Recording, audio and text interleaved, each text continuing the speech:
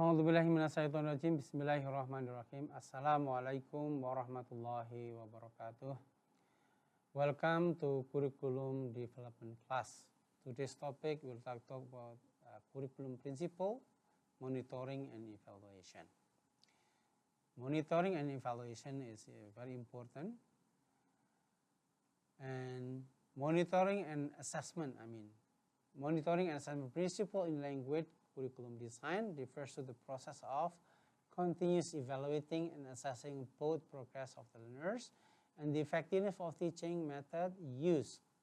This principle ensures that the curriculum is responsive to learners' needs and that any necessary adjustment can be made to promote learning outcome.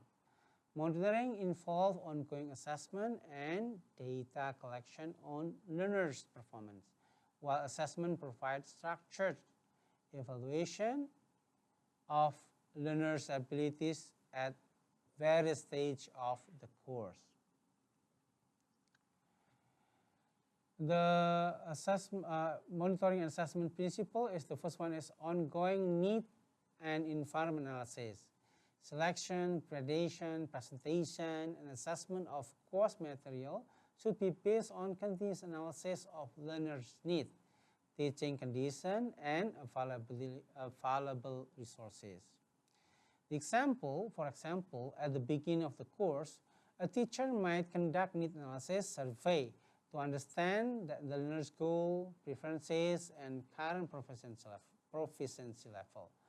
Throughout the course, the teacher regularly reviews the effectiveness of material and activities, adapting them based on the classroom observation and student feedback. For instance, if a significant number of students are struggling in a particular grammatical structure, the teacher might introduce additional resources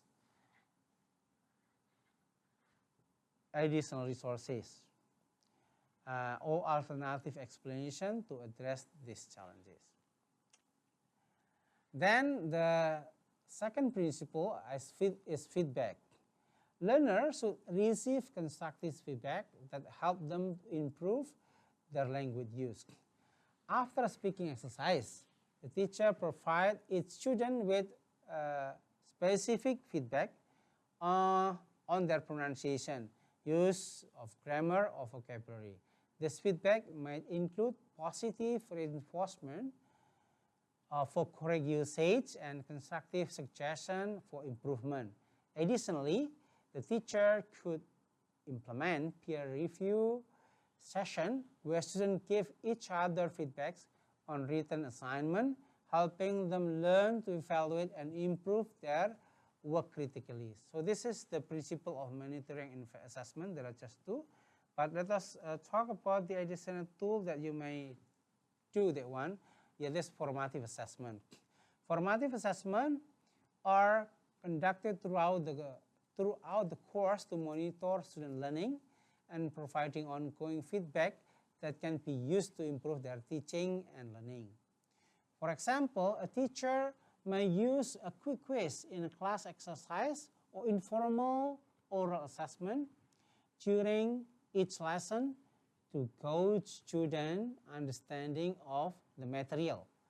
The result of this assessment allows teachers to identify areas where students may need more specific or different teaching approach. And the next thing that we can be considered for the summative assessment. Summative assessment are typically given at the end of a course or you need to evaluate overall learning outcome. For example, at the end of language course, students might take a comprehensive exam assessing their listening, speaking, reading, and writing proficiency. This assessment clearly measures how much the students have learned, whether the course objective has been met. And this also can be done self-assessment and reflection. Learners should be encouraged to assess their own progress and reflect their learning. For example, students could be asked to keep a language learning journal where regularly reflect on their progress, challenge, and strategies, and periodically they could review their entries to identify patterns in their learning and new goals for improvement. Then the student also can run a peer assessment. Peer assessment involves students assessing each other's works, which can help them learn to critique and refine their language skill. For example, during group projects, students could evaluate each other's contribution and language use. This not only help them develop critical thinking and assessment skill, but also encourage collaboration and learning from peers. I think that's all for today. Thank you very much for your kind attention, and we'll meet again next time. And again, thank you for your kind attention. Assalamualaikum warahmatullahi wabarakatuh.